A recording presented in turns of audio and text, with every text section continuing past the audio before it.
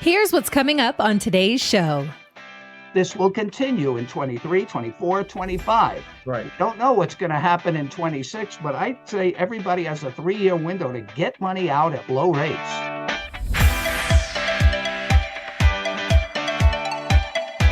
This is the Retire Happy podcast with John Iammarino, fiduciary financial advisor at Securus Financial in the San Diego area, and Thomas O'Connell, president of International Financial Advisory Group, Inc. in Rockaway, New Jersey. Together, they'll be keeping retirement happy from coast to coast.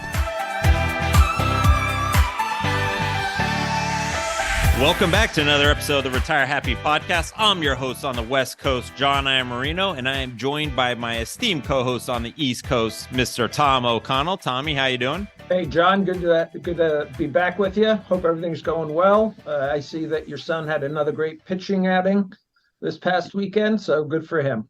Yep. Got called up to older age level, and he took down one of the top teams in the county. So Awesome. We're happy. Good. Well, folks, it's a new year. And there's already new changes to our tax laws when it comes to retirees. And just a few years ago, the Congress passed the Secure Act, and now we have Secure Act 2.0. So on today's very important podcast, we are having probably our most famous guest of all time. He's the most famous or best rated PBS special of all time. He is America's IRA expert, and if I may say, the co-host of my new favorite podcast, Mr. Ed Slott. Ladies and gentlemen, it's Ed Slott, America's IRA expert. Well, great to be here. Where's the drums and the orchestra? That's all you got? That's all we got. That's all. Just a simple, bing, bing, bing, and the I'm ring waiting for that announcement. Elvis. Boom, boom, boom, boom, boom, boom. What we have to learn how to do is how you and Jeff Levine do the coin flip. On your guys'. I actually keep a coin here. It's an interesting debate idea because many times we're debating something we totally don't believe in. We flip a coin, which side? But the point is that the only winner of that debate is the listener or the viewer. So They can get both sides of every issue. And that's really important when people are confused about, should I do a Roth? Should I have life insurance? Or do anything, retirement, tax planning? There's two sides to every issue. Right. No, that's really great stuff. I mean, like you said, it gives everybody a different perspective than I think what they will typically or normally hear from either their advisors or on TV or in a magazine or whatever. Between the two of you, and plus you guys have been together for so long, known each other for such a long time that you have a great rapport, and that comes out as well. So I also know all his arguments. Because you taught him. Yeah. So that is. What else is interesting? A lot of times when he gives advice, he gives it from his perspective, which is interesting, being, say, 30 years younger than me. And I give it from my perspective, where people closer to retirement may, have a different point of view on that at that age. Right. Which is important because retirement planning or financial planning in all is a very individualized, specific field. So the Great Retirement Debate, it is a phenomenal show with, obviously two of the heavyweight experts when it comes to financial planning, Ed Slott and Jeffrey Levine. So we're definitely recommend that. Yeah, we're going to put the link for that in our show notes on our new Retire Happy podcast website. That is right. That is an excellent plug, Tommy. It is up and running, Shameless. folks. As the football players would say, the retirehappypodcast.com. Oh, you mean the Ohio State like that? Yeah, Exactly. whatever. Why do they do that? Some guys just say Ohio State, the Ohio State. Yeah, I didn't know there was a second Ohio State. Sometimes they forget the the. Apparently you can't even be on the team without that.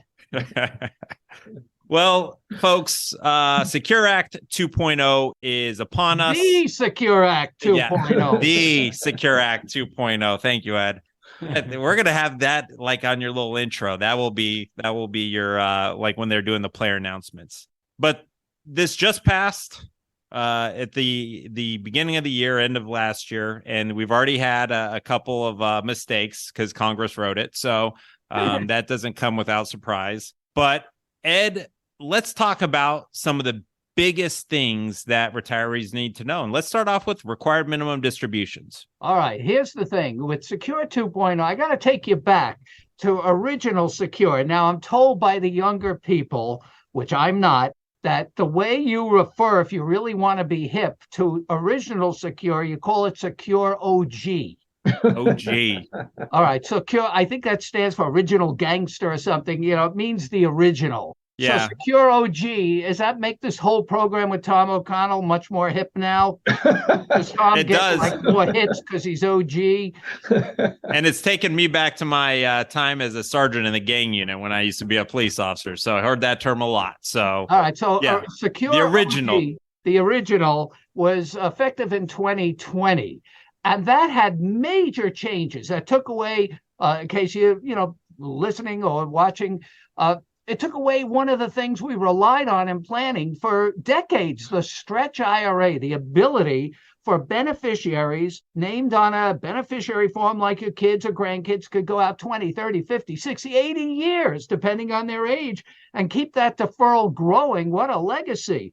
Well, Congress said, we don't like that. I guess they don't have kids or grandkids. I don't know what it is. Or like them. Or don't like them. Yeah. Is that what you said, Tom? Exactly. Yeah. Right. All right. So they said, that's enough of them. We have other money we can give them anyway. They said, enough of that. We're going to take those tax benefits away and replace it with a 10-year rule. So no more stretch, and replace it basically with a 10-year rule for most beneficiaries. In other words, and this is really important, they put an end date on when this money, all of it, must come out and be taxed by the end of 10 years after death. So if you're watching this, it may not affect you for your own IRA, but if you look long term, and that's how you should do planning, how much tax you will pay will be increased the shorter the window gets when everything has to come out, because you're pushing more income through a shorter window. So now so that was the Secure Act. That was a big deal. Secure 2.0 came out. And Ed, really quick, before we go on to 2.0, because there's been a lot of confusion with the way Congress wrote that 10-year rule. Is it, and just for clarification with the audience, do you have to take an RMD every year like you used to for the 10 years, or does the balance just have to be zeroed out at the end of 10 years? Both. How do you like that? It depends. All right. I wasn't going to go there, but now you forced me to go back there. So now I got to take it back down memory lane. So we had the Secure Act, and I believe most commentators and experts believe that, all right, the Secure Act, not the worst thing in the world, so there's no stretch IRA. And Tom, you may agree with me on this one. We've talked about the stretch IRA for 30 years. Yep. Do you know that many, say 30 or 40-year-olds that just took a couple of percent every year for 30 or 40 years? Nope. No, most times I saw something that I would call a smash and grab. That's a Jersey thing. Ask Tom about that. I was gonna say drive by, but okay. Yeah, pretty much. I mean, the kids weren't waiting for 40 years. They had that money spent on the way to the funeral before the body was cold. Most of them just grabbed it. But in theory, we talked about what you could do. So when I saw the 10-year rule, I said to myself, all right, no stretch IRA. But now you have 10 years, and most people thought you didn't have to do anything within the 10 years, which gave you a lot of freedom. It just has to be emptied by the end of the 10th year. And then I was hearing comments from the same beneficiaries that could have stretched for 50 years saying, oh, that's not bad. Maybe I will stretch for 10 years. 50 years, no way. 10 years, maybe I'll do that. All right. So we thought, all right, that makes planning easier. Once there's death, they do whatever they want as long as it's emptied by the end of the 10th year after death. Not so fast, IRS said. In February, now this law was in effect, the OG Secure was in effect since 2020, all right?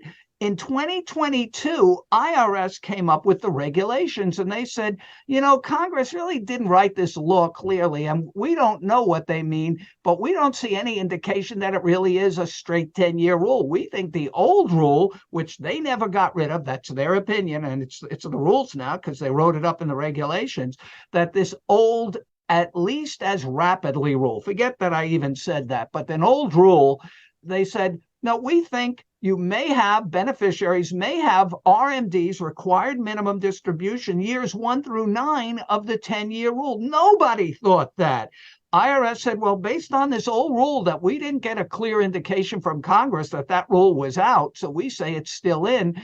It's like a water faucet. Under that rule, once somebody started, say, reached age, well, now 72, 73 now, once they reached the age where they had to begin taking RMDs, required minimum distributions, once the faucet was open, it can never be stopped. That's basically the rule. So once the IRA owner started taking distributions, once they died, the IRS is saying the beneficiary must continue. There can't be a break. Once the faucet is open, it can't be turned off.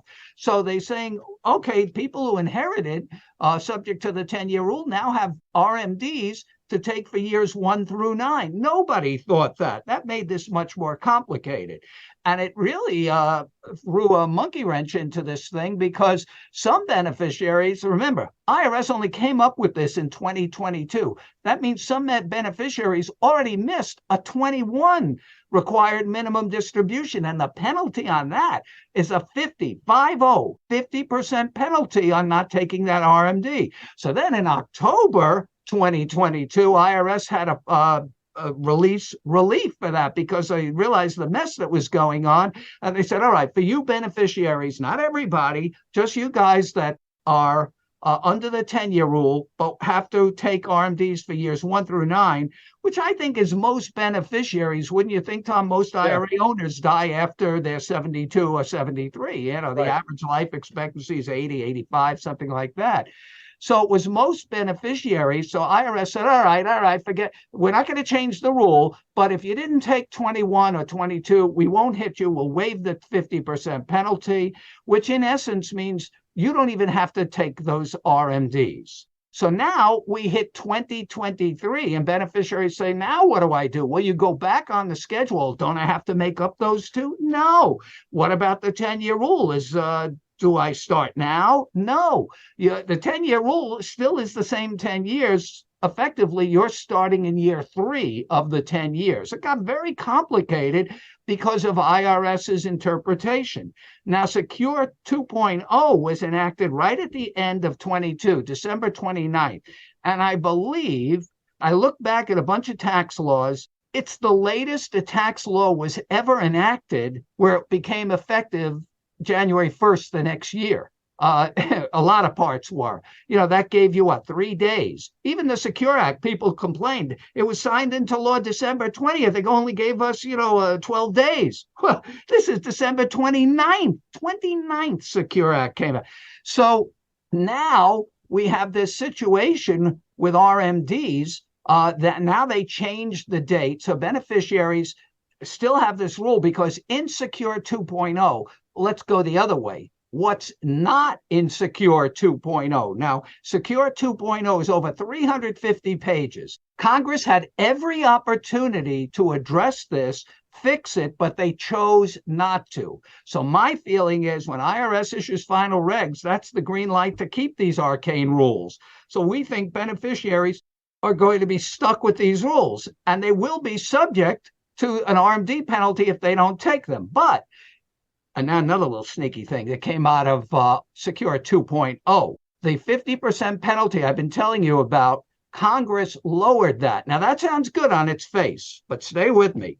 Lowered the 50% penalty to only 25% and then to 10% if you made up the missed RMD in 2 years.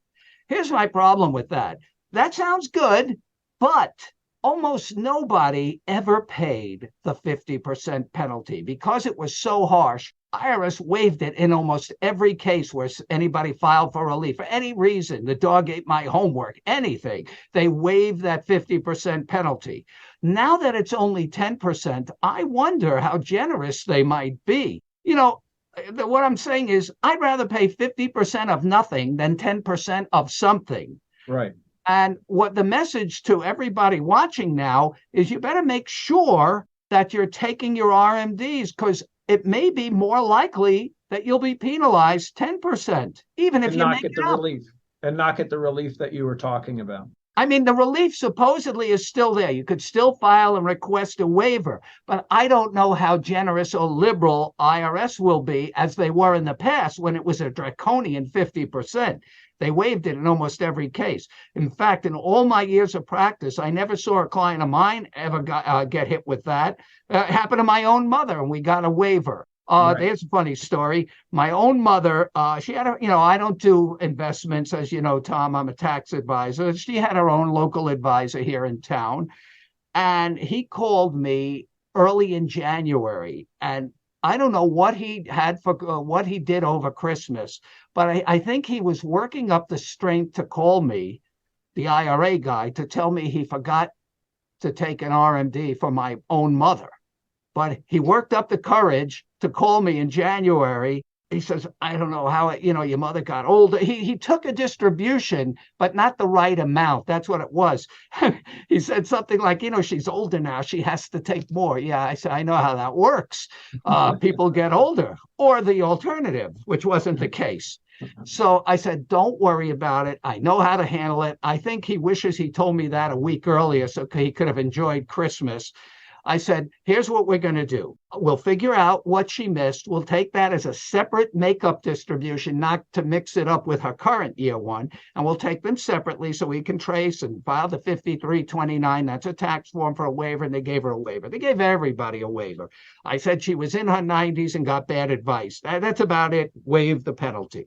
They waived it on everybody by filing Form 5329, which I believe you can still do even for the 10%. I just wonder, because we don't know yet, it's too new, how many people will get those waivers compared to almost everybody that got it before. Right. I think my skeptical nature, going back to something else you said, was Congress probably didn't intend, my guess is they did not intend for people to have to take those required minimum distributions.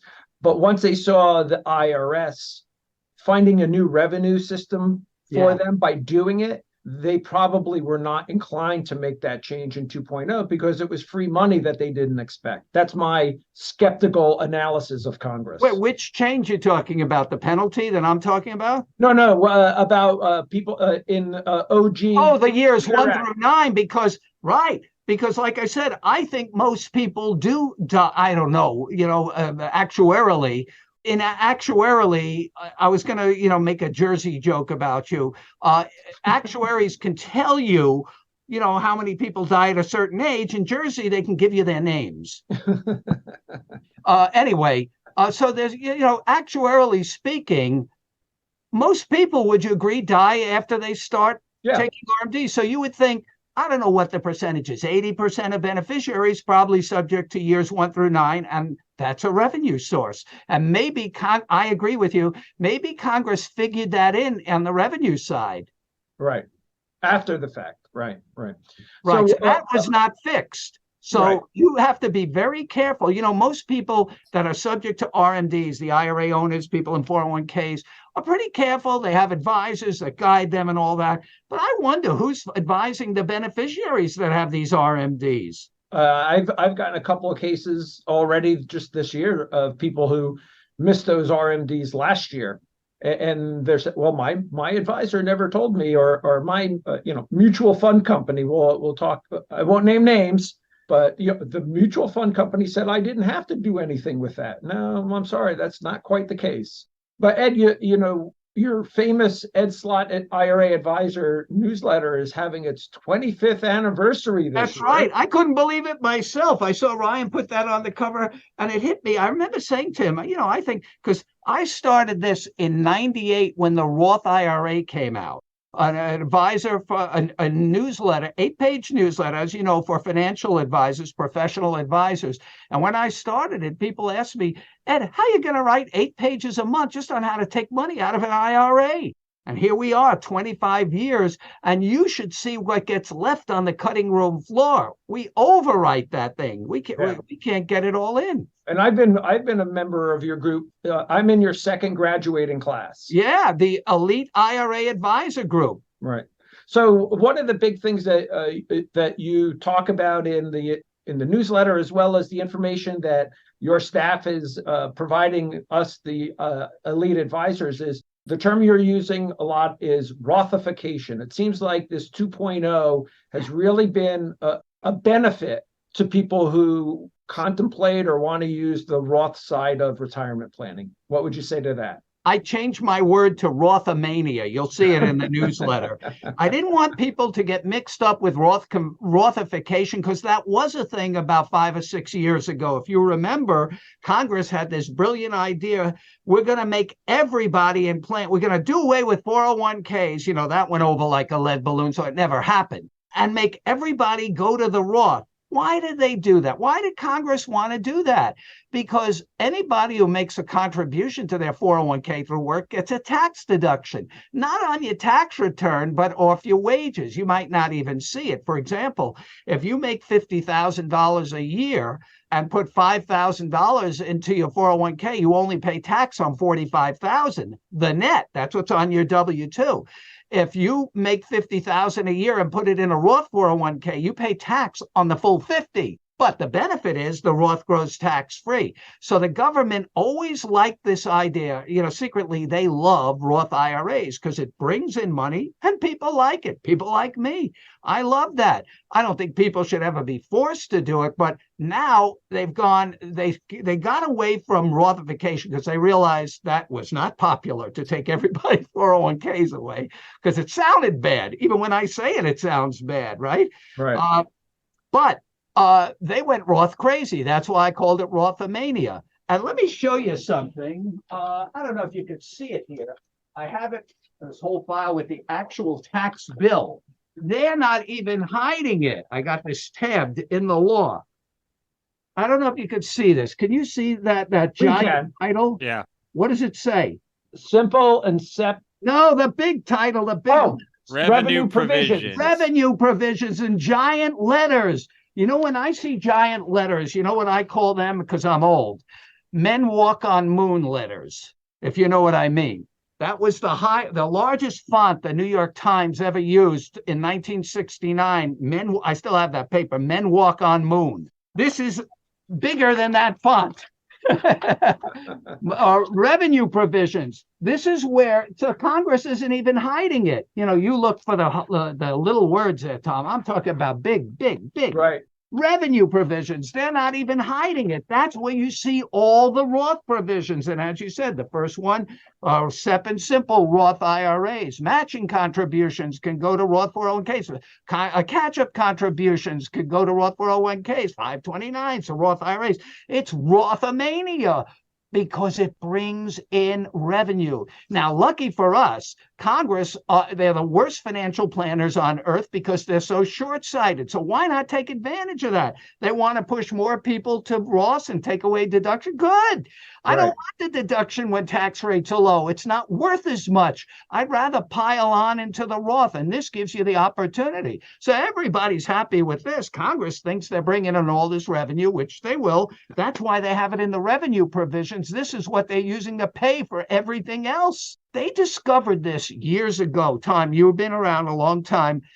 You remember in 2010, before 2010, when the Roth first came out in 98, you couldn't even convert if your income exceeded $100,000. Remember that? Yeah. In 2010, they eliminated that. And that was the first time Congress saw the flood of revenue that came in from people like me and everybody else that couldn't convert to a Roth because of income.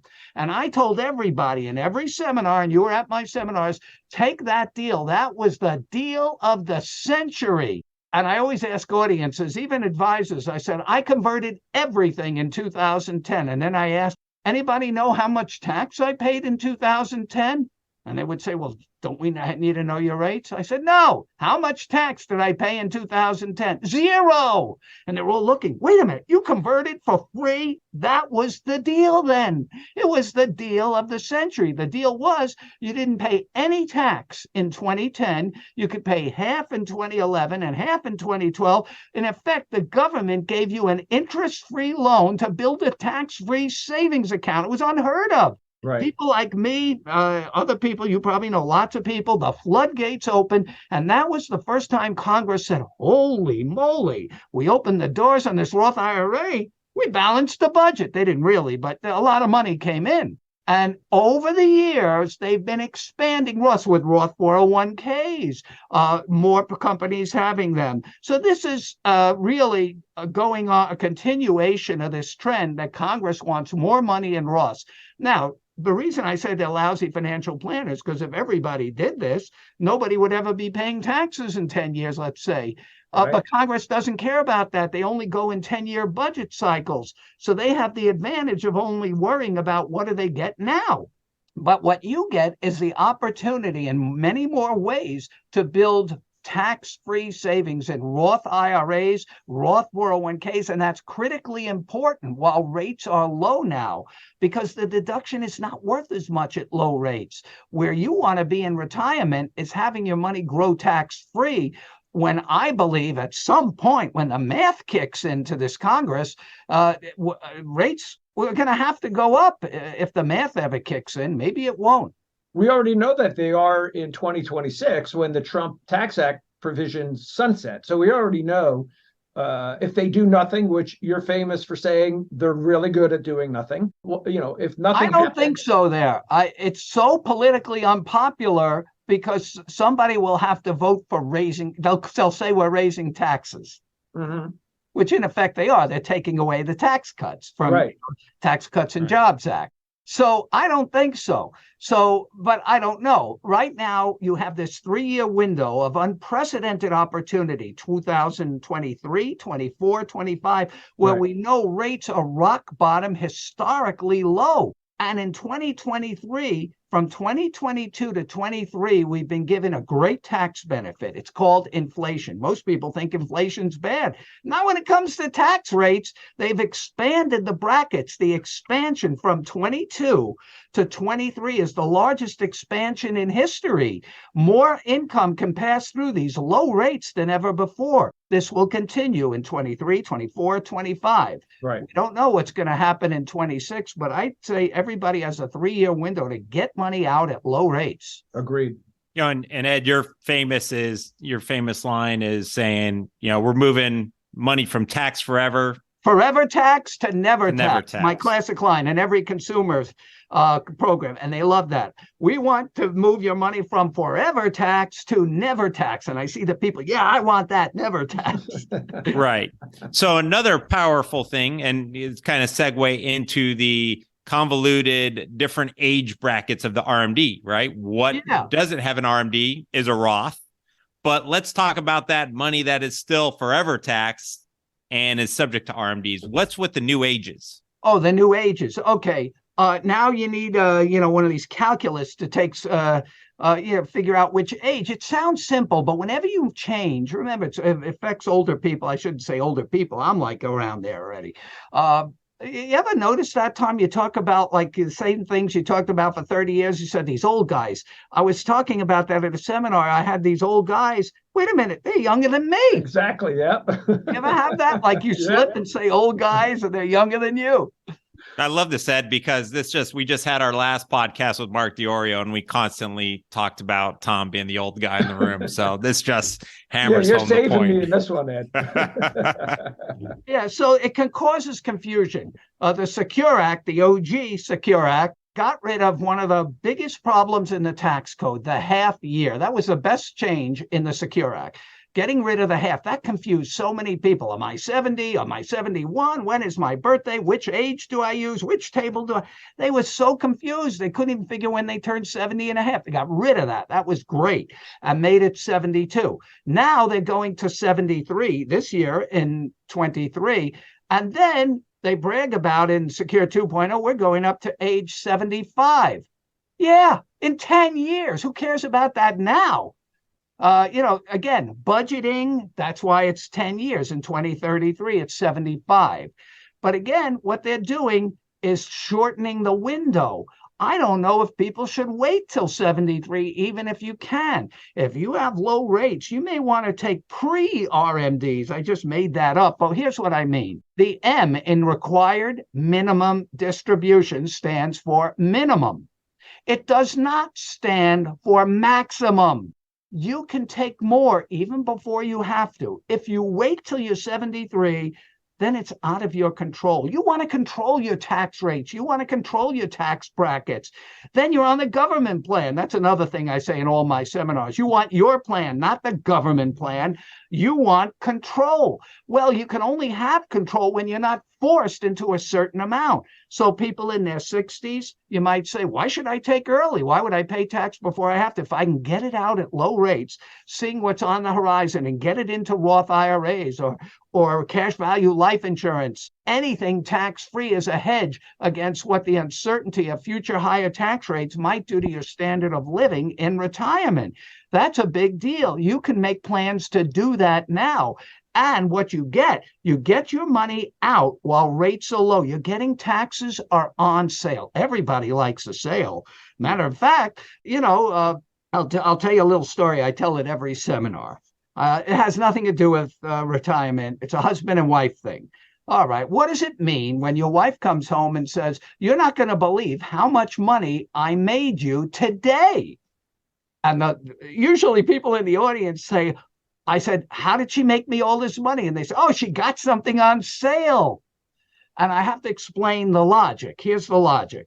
If the thing in the store costs $1,000 and my wife gets it for $100, somehow I made $900.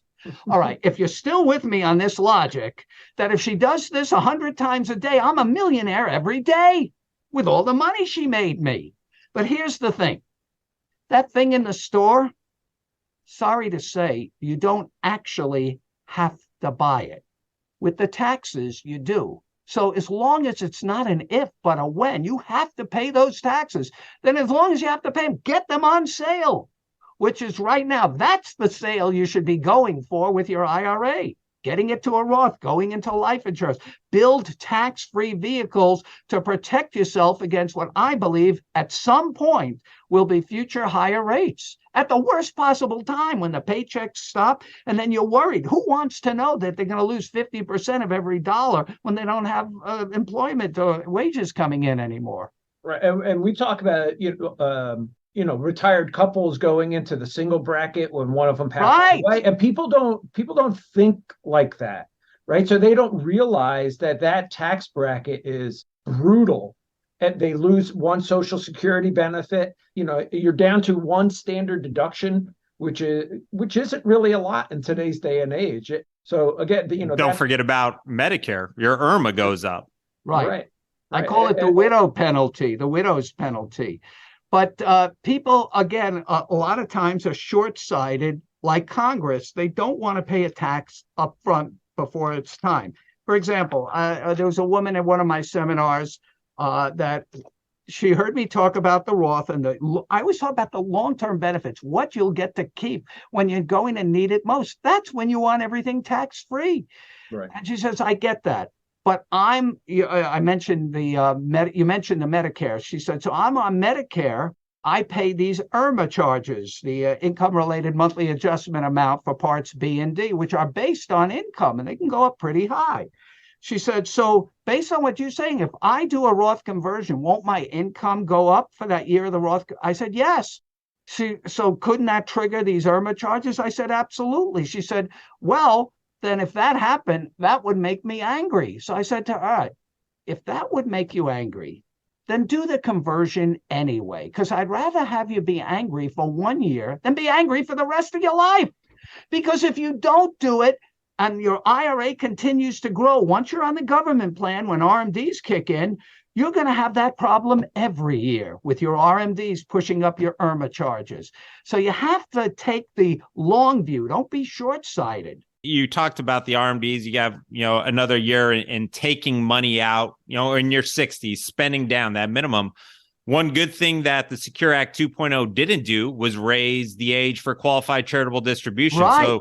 And Those I'm not charitably really talking inclined about spending it down. I'm talking moving it from one pocket to another, taking it out. I mean, if you need it to spend it, that's a whole different story. Then you should take it out. But I'm talking about people who don't need it, but are holding off, waiting for their RMD age. I'm saying take it out now, convert it to a Roth, and let it keep growing for you for the rest of your life, tax-free, where you never have RMDs. So, and the QCD is a great thing. Now, this is an interesting provision, qualified charitable distributions. One thing, the Secure Act, as I said, changed the age 70 and a half RMD to 72, but it left the QCD age at 70 and a half. Secure 2.0 raised it to 73 and then later to 75, but it left the QCD age at 70 and a half.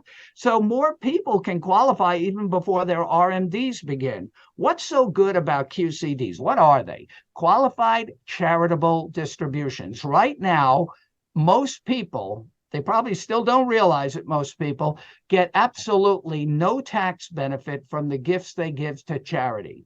They still make the same gifts, but when they do their taxes, they don't get any tax benefit because according to IRS's own numbers, over 90% now take the standard deduction, and even more now because the same inflation factors raised the standard deduction. And people who qualify for QCDs by being 70 and a half, oh, here's a good confidence building question. If you're over 70 and a half, are you also over 65? Take a minute. All right. My guess is yes. Yeah, because 70 and a half is the QCD age, that means you're also over 65, and people 65 are over get an extra standard deduction. So it's even less likely they will be itemizing unless they have some huge deductions, which means they won't get any tax benefit for the gifts they made. By using the QCD, it's a direct transfer from your IRA to a charity. And just to be clear, I'm not saying, I never say to do charitable, make gifts for tax reasons. It's got to be because you want to make the gift. If that was the case, if you just did it to save taxes and give all your money away and you'll never have to pay tax. That's not what I'm saying. I'm saying the gifting you're already doing because you're inclined, you like to give to the church, the alma mater, the organization, whatever. Do it a different way. If you qualify for QCDs, do the transfer from your IRA to the charity, and you'll get better than a tax deduction, an exclusion from income, which lowers the key number on your tax return, AGI, adjusted gross income. That's the number that determines what benefits, credits, deductions, taxation of Social Security, Medicare, IRMA charges, all of those things. Now, the only negative for QCDs is that not enough people qualify. The only people who qualify are IRA owners and IRA beneficiaries who are 70 and a half years old or older. So the Secure or the Secure 2.0 did not change that age. Only people 70 and a half years old or older. And you must be 70 and a half. If you're 70 and a half tomorrow, you don't qualify today. So you must be 70 and a half. So what's the downside? People under 70 and a half can't take advantage. People in 401ks can't take advantage. And if you do qualify and you're subject to RMDs, let's say you're well into your 70s, if you do the QCD, you may not even have to take your RMD.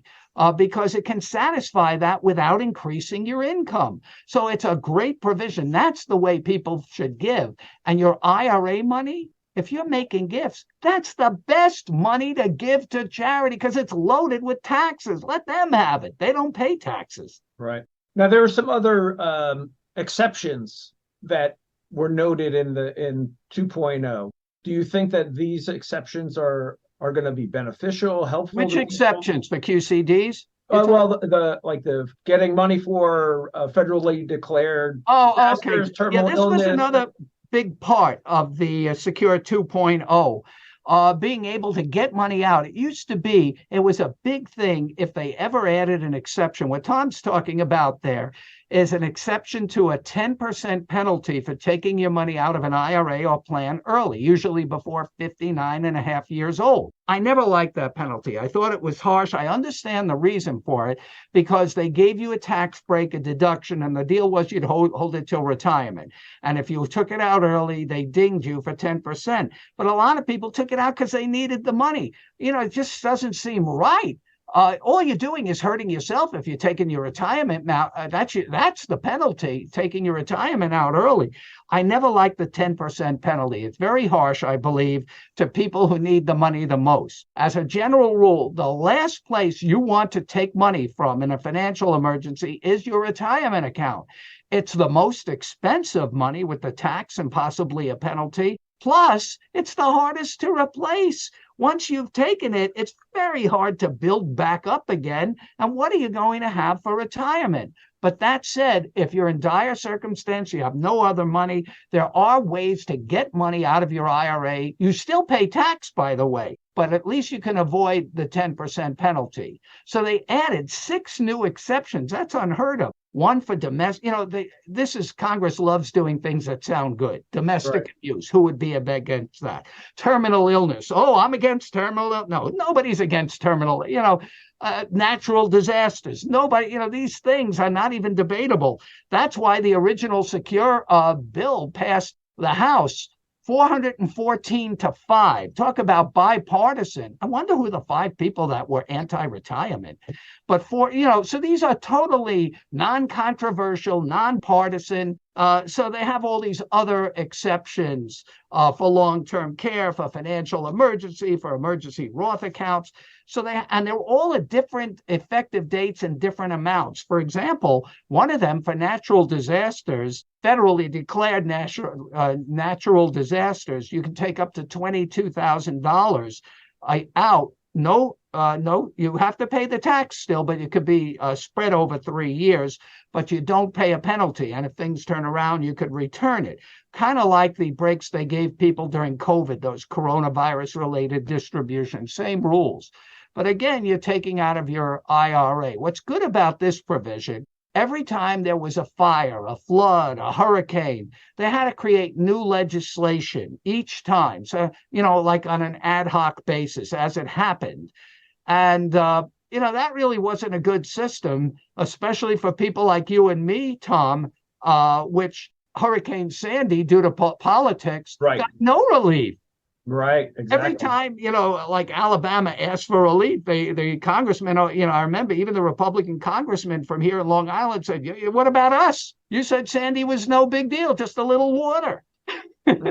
Remember that? Absolutely. So you don't have to do that now. It's one overall exception, assuming the president and whoever's president will almost always declare an area, cost him nothing or her nothing, to declare it. And now this benefit is across the board. So you don't say, well, I had a specific one and, do I qualify? But unlike the other disaster relief that they did, like I said, ad hoc, they used to give you a 100,000 limit. This is only 22,000. And they used to allow you to put it back in as well. And they do allow it on this one. And this too. one, right. And what's interesting about this one, this is one of the only provisions, I believe, in the whole Secure Act that's effective retroactively back to January 21.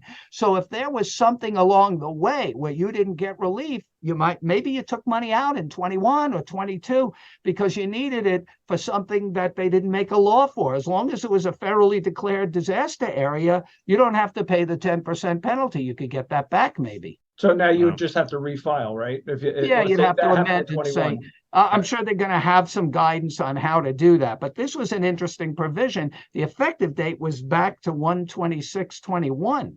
Wow. There's different effective dates for different ones too. The long-term care, certain things are not effective till 26. Certain other things are not effective. In fact, Tom, as you know, in our elite group, we created a chart for you because it got so complicated with all the effective dates. I keep it here in front of me as a guide sheet. They made a big deal about the savers match. I don't even want to talk about that. But I saw it in papers as soon as Secure 2.0, a savers match. For low-income people, government's going to put money. Yeah, in 2027. Ask me about it then. Right. I actually, those charts that you're referencing, every year I print those out, I laminate them, and I carry them with me everywhere I go. Well, this was a special one we put out with the effective dates because they were all over the place. Right. Yeah. I have your newsletter in front of me, right? The domestic abuse one is 24, financial emergencies is 24, qualified long-term care 2025. So, like you said, it's all over the board. No consistency. And that must be in the budgeting mix or something, because what other reason could there be? It's kind of like they say tax laws is like watching sausages being made. It must be in that mix. There has to be a reason. It has to be revenue driven. Right. And you know what? Secretly, these things create more revenue. They almost encourage people to take money out early. They won't have the penalty, but they're getting the tax up front from people who shouldn't be taking the money and need it. Yeah. Speaking of effective dates in 2024, I want to wrap up the show with this last area. And we talked about RMDs. We've talked about, the 10-year window from the Secure Act. Let's talk about effective 2024, the changes Secure Act 2.0 did for surviving spouses. Well, that is a little confusing to really get into the weeds on. But the IRAs, the surviving spouse, without...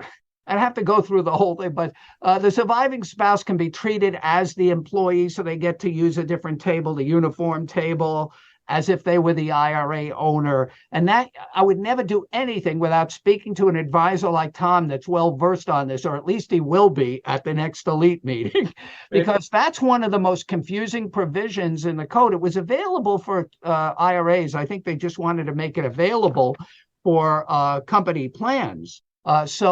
They're trying to find ways. It's so odd. They're trying to find ways in Secure 2.0 to open up the floodgates to let people put more money into retirement accounts, as long as they're kind of Roth related, so nobody gets a tax benefit. But I'm okay with that. I'd like to see more people encouraged to go Roth. Absolutely. Yeah. Well, speaking of floodgates, that was a floodgate of information over the last 15 minutes. That's just the tip of the iceberg. Wait till Tom comes. And I do want to mention, Tom must mention his membership in Ed Slott's elite IRA advisor group. This has nothing to do with investments. These are advisors like Tom, and he's probably been with us, I'd say this year's our 19th year. He's probably been with us 19 or 18. Yeah, but, he might have come in the second meeting or something. Yep. These are advisors, only about 500 around the country, that invest in their education. I'm not talking about going to a seminar here and there or taking one of these online BS courses, and now I have 14 letters after my name. Not like that stuff. This is ongoing education. Plus, he has access to me and my team of experts if some issue comes up with his clients. These are the most highly educated in these tax rules. Remember, when it comes to your IRA and 401k, it's not how much you make, it's how much you can keep that counts after taxes. And most people, most financial advisors, they can help you make money. But when you talk about how do I do this tax plan, it's like kryptonite to them. Oh, don't show me that. Let's get it away. I don't want to know. Too complicated. But Tom, as our other advisors, has committed for almost 20 years already to studying, takes workshops, but it's ongoing training.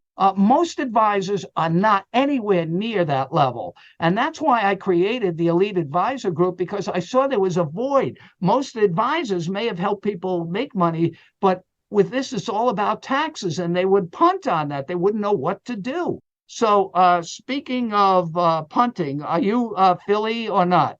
I know you're in Jersey. I know. So who are you for?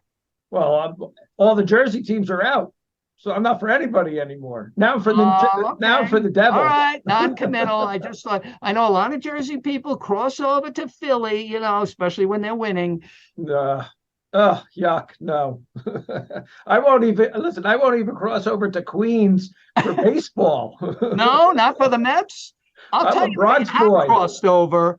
I'll tell you another interesting thing about Tom. He's a big mountain climber, and we talk about our elite group. He has posted our elite group flag at the top of Mount Everest. That's how much he believes in education. The prize pupil, Thomas O'Connell.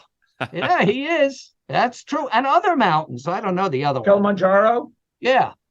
Yep. Well, I always use Tom's hiking or mountain climbing experiences as part of my accumulation, decumulation talk. Yeah, that's important. It's easy. I don't know how easy it is to get up, but most people, I just saw a picture, by the way, Tom, I don't know if this is still true, of the line to go up to Mount Everest. Yep. What do you think they're getting? Free hotels? Like the line, sure. I'm surprised they don't die on the way up. It might be the free Starbucks or something. I'm not sure. There may be a Starbucks up there. That may be what it is. Iced coffee. Right. Yeah. But, they get to the top and they think, okay, I did it. And it's still true, right? Most people die on the way down. Over 80%. They don't have an exit strategy. Exactly. So that's what you were trained in. I want people to know at some point you go in it. If you have built up a sizable retirement account, 401k, IRA, they're tax deferred. You're going to need somebody that has access to this kind of knowledge, because you may only get one chance to get this right, especially with the confusion and complexity of these new rules.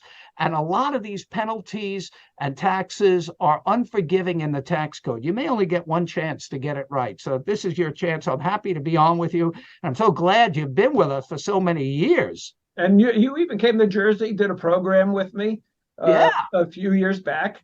Oh, so yeah. We'll be doing that again. I mean, as bad as it is, I still go to Jersey for you. Well, I appreciate that, because not too many people are coming into the state. all of them are leaving. Well, Ed, we want to thank you for taking the time out of your busy schedule. And for all our listeners, Ed has got multiple books out there that you can find. You can find them on IRAhelp.com. He's hosted the Retire Safe and Secure with Ed Slott on KPBS. And he does have the new podcast out with Jeffrey Levine, The Great Retirement Debate. Ed, we thank you for coming on. And we're going to probably have to have Tommy invite you on again in the future, because it's always a wealth of knowledge. More to say. That's for sure. Ed never runs out of something to say. That's for sure. No. Well, thank you, Ed. Thanks, Ed. And all right, folks, take care. And folks, that wraps up another episode of the Retire Happy podcast. We hope you enjoyed today's guest, Ed Slott, and we look forward to helping you navigate retirement and retire happy. Take care. It's easy to get in touch with John and Thomas. If you're more on the West Coast, give John a call at 858-935-6210.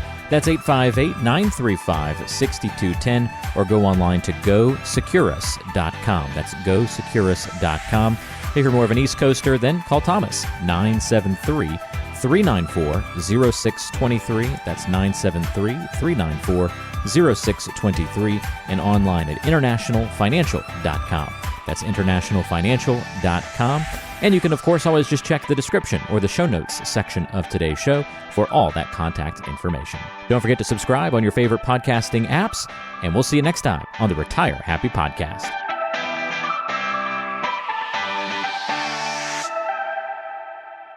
Investment advisory services offered through Brookstone Capital Management, LLC BCM, a registered investment advisor. BCM, Securus Financial, and International Financial Advisory Group are independent of each other. Insurance products and services are not offered through BCM, but are offered and sold through individually licensed and appointed agents. The opinions expressed by John Iammarino, Thomas O'Connell, and guests on this show are their own and are based upon information considered reliable, although it should not be relied upon as such. Any statements or opinions are subject to change without notice. Investments involve risk and, unless otherwise stated, are not guaranteed. Past performance cannot be used as an indicator to determine future results. Any strategies mentioned may not be suitable for everyone. Information expressed does not take into account your specific situation or objectives and is not intended as recommendations appropriate for you. Before acting on any information mentioned, please consult with a qualified tax or investment advisor to determine if it is suitable for your specific situation. This program is designed to provide accurate and authoritative information with regard to the subjects covered.